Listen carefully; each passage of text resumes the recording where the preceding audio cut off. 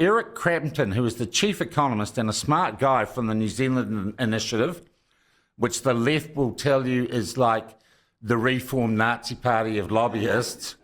But they're business, and they represent some of the biggest businesses and business interests, and I think some of the most experienced and highly qualified business people. And I went to their retreat this year, a bunch of good people really who care about New Zealand, but because they've got a lot of money, they're not allowed to have political opinions. But Eric is their chief economist, and we hauled Eric in this morning originally to talk tax. He's in the studio with us, but I'd be really interested in your take on what is clearly coming to Auckland, Eric, a congestion charge for people bringing their cars into the city.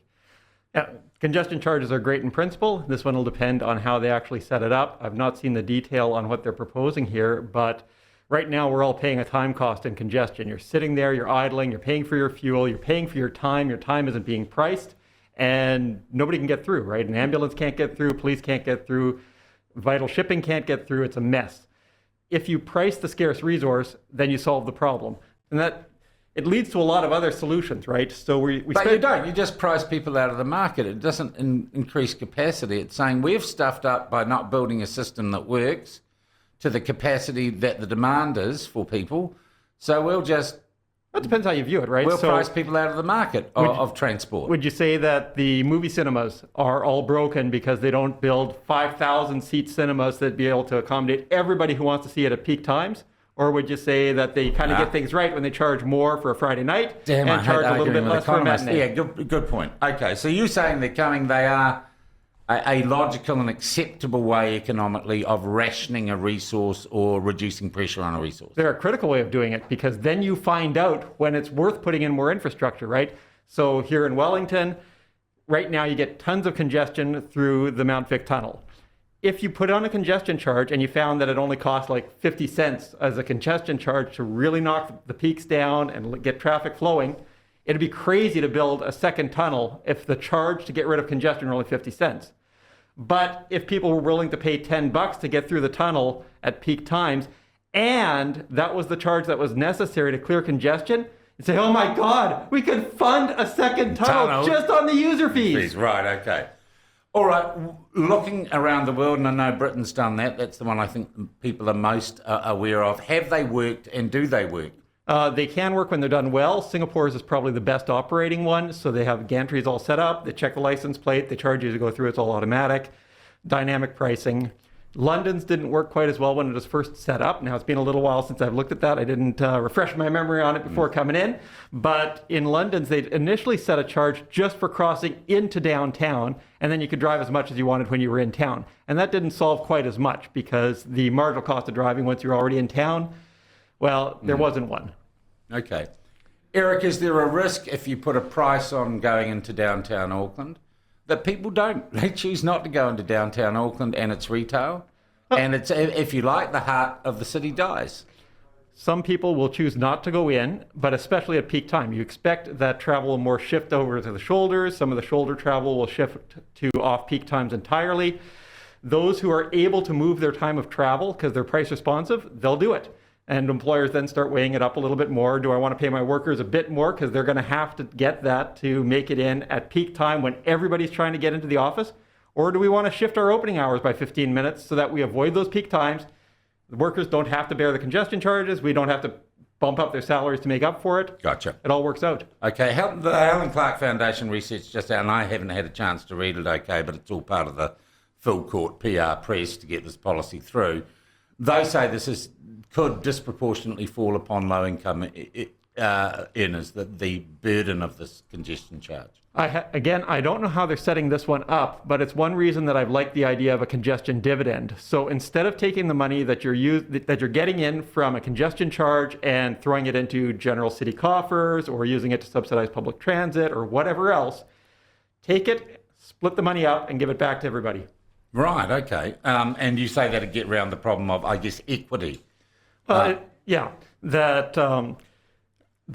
It would mean that those who have been able to shift their travel to off-peak times are compensated for having done so. Right. They get a pat on the back. They get a little check at the end, a gold right? star. Yeah, well, they get a check that's going to be more than what they're paying in congestion charges. Yeah. And the ones who have to travel at peak times, they're going to be paying a bit more. But a lot of people are actually, they wish that they could pay this. Like you talk to some of the trucking companies, they would dream of being able to pay a small fee to not have trucks sitting idling all day trying to get through Auckland. Yeah, and we get back to supply chain stuff there. You think it's a political inevitability and a policy inevitability from looking at where we're at now? I think there's reasonable cross-party support for it. It's been a long time coming. I hope we can get there, and I hope we can get to a sensible way of running the thing. Good on you, Eric. Well, let's get on now to what we originally got to talk about, which is taxes. David Seymour here talked to Annie O'Brien yesterday about the alternative budget, which included a rework of our income tax brackets. What, to your mind, is wrong with our income tax brackets right now? Well, the main thing that's wrong with them is that they haven't been inflation adjusted for a decade. So the last time that they were adjusted was back when John Key was Prime Minister, and we had the big shift where we increased the GST by a bit, got rid of the 39% rate, which had dropped down to 32 a little bit, and moved the brackets around. So at the time that was set, you needed to earn more than 28. So if we're looking at the distribution of wage and salary earners out of IRD's data, so this won't include beneficiaries or New Zealand Super Board, people who are earning money, right, in wages and salaries, you had to be earning at least as much as 28% of the whole country to hit into the next up tax bracket. So to move from the 10.5 rate up to 17.5. Now, it's around 19%.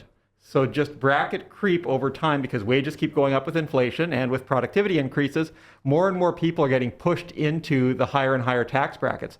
And in the most recent data, the median earner gets pushed onto the 30% rate. And that was only hitting people that were earning more than 2/3 of all other workers when this was set. Yeah. So you could almost think of it as one of those monkey paw curse wishes, right? Where you would have seen the Simpsons episode, Treehouse of Horror, and they're all making wishes. The paws, finger curl. It's a Twilight Zone episode, but the Simpsons did the great version of it. It always gives you the cursed version of the wish. And you can imagine a bunch of right-wingers sitting around saying, oh, we really want a flat tax. We want a flat tax, same for everybody. There's some decent in-principle arguments for one of those. But you let inflation run the way that it's been running, and we're going to have a flat tax. Everybody's going to be on the 39% rate. Okay, which is just too much. What do you have a perfect tax system for income tax that you're proposing at the initiative? No, that's really a preferences question. I'm an economist. My values are no better than anybody else's. I can tell you whether what you want is consistent with what you're proposing, but I don't know that my preferred size of government is better than anybody else's preferred size of government. I would like to see another tax shift that would increase GST and reduce all of the income tax levels again, while simultaneously inflation adjusting all of the tax thresholds. Yeah. If you wanted to cut taxes more substantially, you'd have to cut government spending. I'm happy to do that. Other people aren't. Your preferred mix then is a bit of a taste variable. For economists, it's going to be, well, what's the way of getting the money that government needs, or at least that voters are demanding the government gets, that sucks least? Because they're all going to suck one way or another. And overall, our tax system isn't terrible. Over the last few years, we've That's like saying I just got married to this woman, and like, you know what?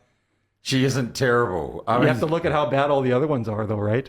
Okay. So abroad, you have just horrors. My boyfriend, he isn't terrible. You know? Yeah. Well, tax is always horrible, right? Death is horrible. Taxes are horrible. But there are ways of raising taxes that suck a lot more than the one that we've got here. So our GST is clean. Any sign there is going to be a change in tax rates, income tax rates in the budget. Is the government listening to you or not? Well, Grant Robertson seems to keep saying that it's perfectly fine for bracket creep to keep going. He pitches it saying that, well, if we adjusted the tax brackets, then that would give more dollars to a rich person than to a poor person. But if you're out working, right, inflation's been running at 7%.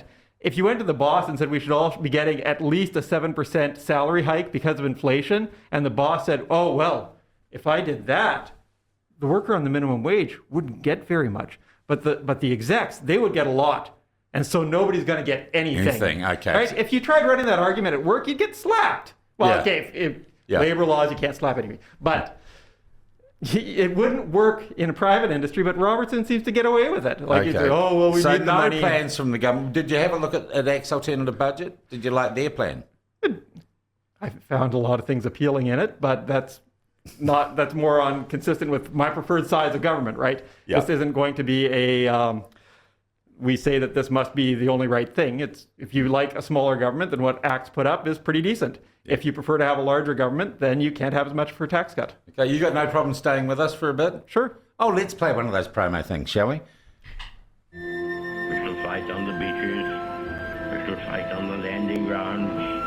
We shall fight in the fields and in the streets. We shall fight in the hills. We shall never surrender. What you have to say counts on the platform.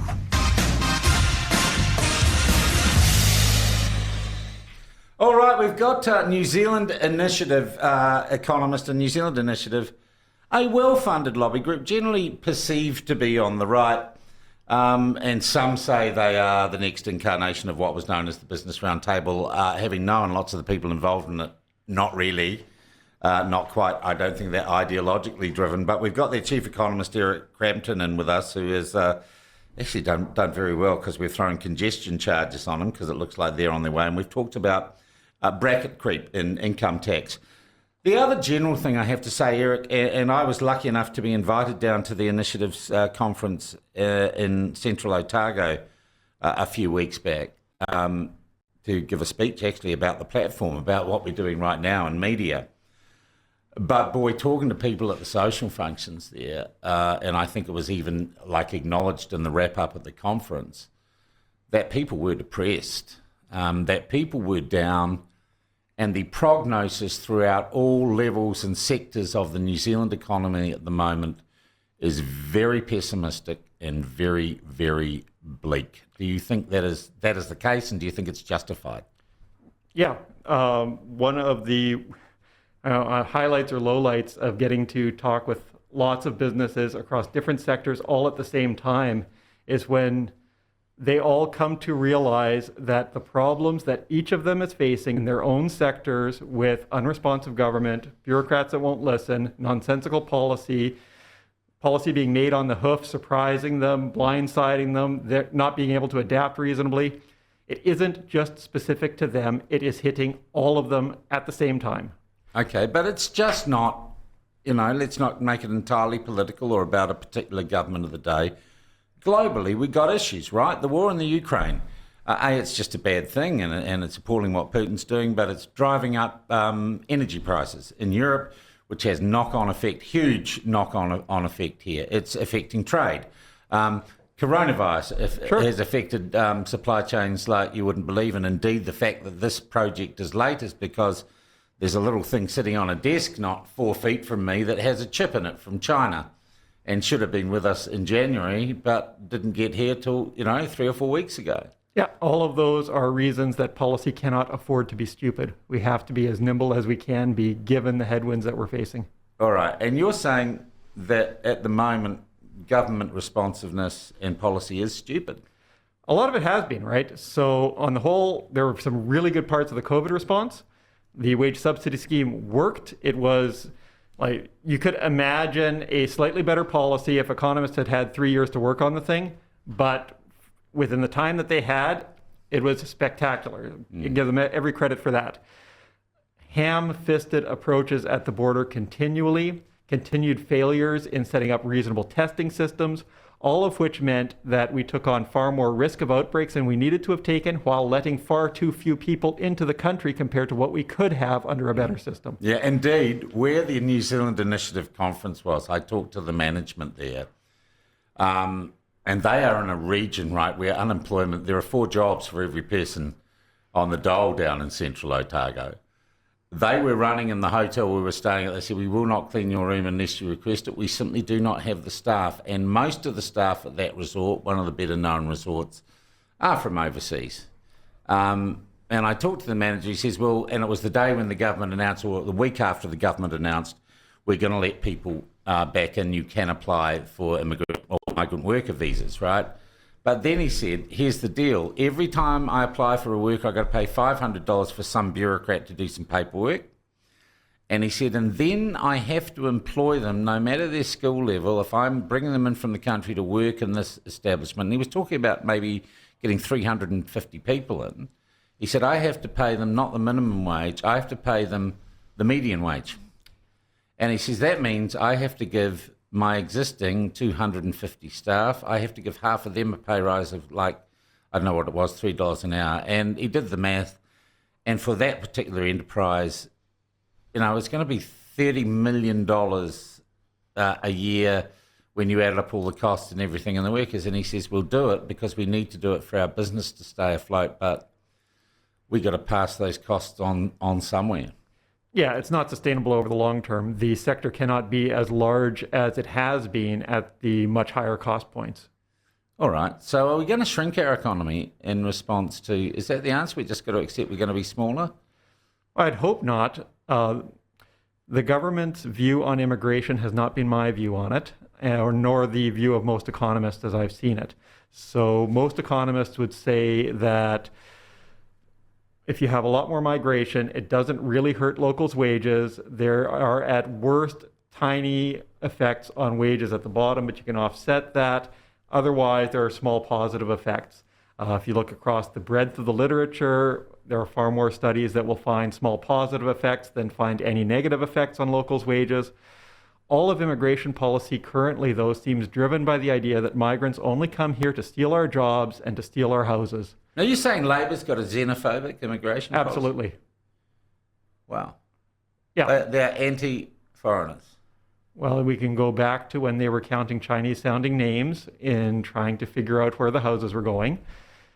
And the restrictions on immigration, which all are predicated on this sort of what economists call the lump of labor fallacy. So in the lump of labor fallacy, you imagine that there's just some lump of jobs that can be done, and if one person takes one, then that's one fewer job in the lump for anybody else to be doing. But really, when migrants come in, they are building demand for goods and services at the same time as they are providing supply of goods and services. They are often complements to other workers rather than substitutes for them. So labor has been very annoyed about what they call low-skilled migrants. They want to shut that off. Well, you often need workers with lower skills to complement workers with higher skills, whether directly at the firm or in household production. So there was a wonderful study in New York a few years ago showing how increased migration in New York freed up a lot of high-skilled women to get back into the workforce because they could afford domestic help in childcare, providing that access to more labor. And again, these are people who come in, they are better off than they were before, otherwise they wouldn't have come here, or they'd go back. They're made better off. The people they're helping are made better off. Nobody's made worse off, but the government wants to ban it. Yeah, I get you.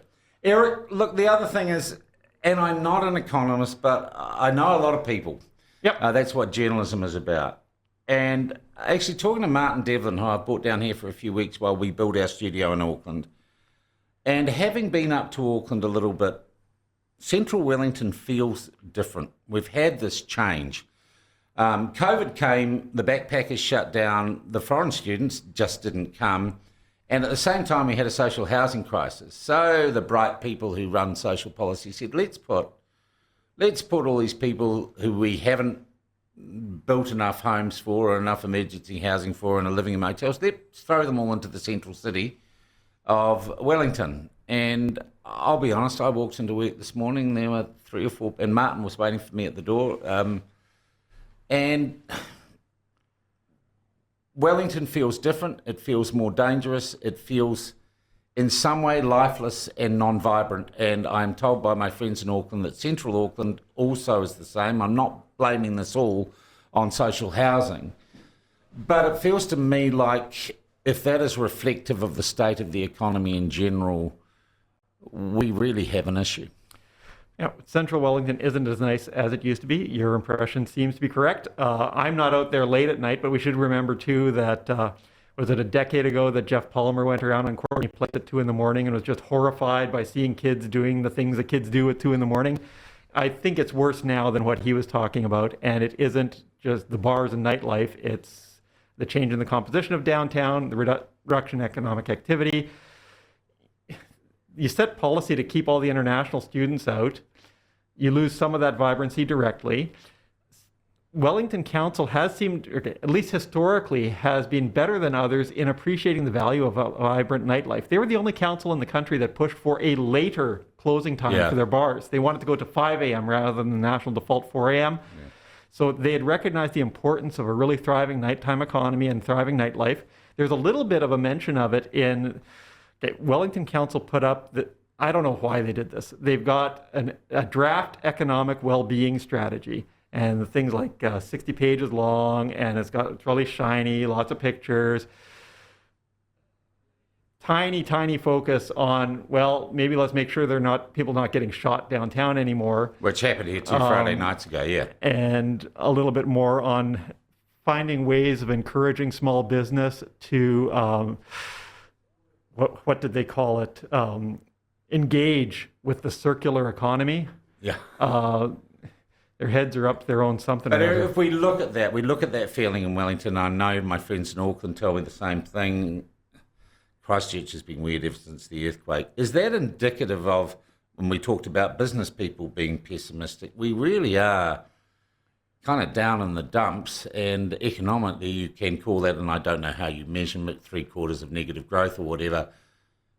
Oh, we're depressed. We're depressed as a nation, I think, psychologically and I don't know if technically economically we are, but that's where we're heading. Everything is disrupted globally. Unemployment, though, is still very low, right? Yep. That is in part because everybody's had a giant wage cut through inflation, and when workers are cheap, employers want to hire more of them. That's the basic mechanics of that, and the Reserve Bank hopefully will be getting its job done, pushing inflation back down, which will mean real wage costs go back up, and unemployment would probably come back up as a consequence of that. It's pretty hard to avoid that. Yeah. That'll make things worse again. But clearing up some of the supply chain disruptions would be good, making sure that we have really flexible supply chains. Like, you look at the messes that they're getting in construction now, right? We need to be building a whole pile of more houses. Well, news out today, builders getting older. Yep. And dropping out one end of the back end of the industry faster than we're hiring young people. Sure, and we're not letting migrants in anymore, right?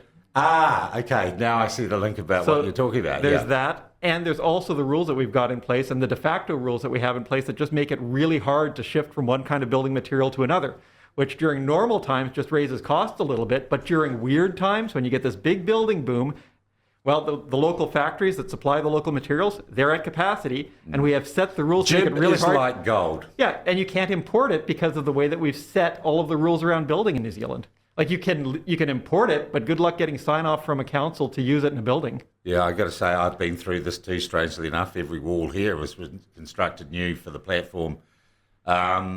And I think we went for metal framing for our non-load bearing walls because wood was just going to be too expensive. And the last thing we put in, the doors that are made of wood. I thought that would have been the simplest thing, to buy some doors.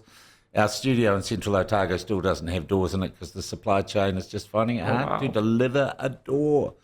So it's craziness. Eric, we're going to run. We're not going to hit to the news exactly at 8:30 because I'm enjoying this conversation. And we got the budget coming up, Eric, and I know that you spend a lot of your time poring over and reading the tea leaves on economy and policy. What can we expect in that budget? And what won't it deliver that it should on your reading? Well, the biggest disappointment, one, the telegraph that they're not going to be having inflation indexing of the tax thresholds. Yep. Now, they might still surprise us on that, but it would affect the budget envelope, and that would be a surprise at this point. The bigger disappointment for the long term for me is how they're treating the revenues that come out of the emissions trading scheme. So what do I mean? We've got a reasonable emissions trading scheme now. Anytime that you emit a ton of carbon, you have to surrender a credit for it. Carbon credits cost about $75, and the futures price has them going up past $90. Now, the government makes a lot of money on these things. And it's taking that money, it's put it into a slush fund, and it's going to use it for what they call climate purposes, but we know how these slush funds wind up being treated. What they should have done is hypothecate it to the same fund, but then split it up and give everybody cash back out of it. Because the biggest constraint that they're going to be facing getting to net zero by 2050 is people howling at rising prices. And sometimes rightfully so, right? We'll see it in rising petrol prices, potentially rising electricity prices. Energy prices flow through into everything. If you don't rebate that money back to households, the way that they're doing in Canada, you get the kind of sticker shock that leads to knee-jerk things like the government's petrol excise holiday, which they funded out of the COVID fund, right? Yeah. Also, we might see an indication, a story we ran yesterday, cash for clunkers. 11. Did you hear that yesterday? Okay. I had heard some rumors about this. I didn't know that they'd come out now. So our understanding is that the, if you like, consultation with the credit industry and others is very, very well advanced. And as far as we can establish, low-income families will get an $11,000 cash injection if they surrender their 20-year-old or more car. I have a basic reaction, and you went across this. We knew maybe the news didn't spread fast. Our understanding, the basics of it, low-income people, 20-year-old plus car, diesel or petrol, give it to the government, they crush it, you get $11,000, and that has to go towards a new EV, and the average price of them 40 to 55. And the they've been talking to the credit industry about advancing the loans, and of course the theory being that your savings in petrol will help pay off the loan you've taken out as a low-income family, a loan for a depreciating asset. Okay, so it's right that people should have access to credit to be able to buy a car, and we do have a reasonable finance sector for that. So you'll sometimes hear arguments that people just don't buy EVs because the upfront cost is too high. Well, really, you turn the upfront cost of any car into a monthly charge, right? It's either a monthly charge paying for the loan or it's a monthly charge paying for the lease. Yeah. Right? So you've got that monthly charge plus whatever you're paying in petrol or electricity or diesel. So you can turn these into monthly fees pretty easily. The upfront capital isn't a big constraint unless nobody will lend to you because you're untrustworthy. So barring that, upfront costs aren't really a barrier on EVs. It's the actual ongoing real cost that is the barrier because EVs are just really expensive still. Now, Cash for Clunkers was run a decade ago in the United States. It was found to be spectacularly cost inefficient as a way of reducing carbon emissions. It was something north of $300 US per ton at the time in US dollars. Now, I'd have to go back to check the study on that. I haven't looked at it in a little while, but I'm remembering it being north of $300 US a ton. So that would probably be north of $600 New Zealand a ton currently on a US version of the scheme. The current ETS price is less than a sixth of that. The government could instead buy back some of its own ETS credits, shred them, and have a bigger reduction in net emissions. I got you. Well, Eric, thank you for that. Thank you for staying so long and covering so much ground. Would love to have you in again. That's Eric Crampton, Chief Economist for the New Zealand Initiative, telling us why we need to change our income tax brackets, telling us that the Cash for Clunkers story broke yesterday is not the best economic policy, and telling us why things are bleak and people are pessimistic, not just in general in New Zealand, but particularly in the business and commerce sector.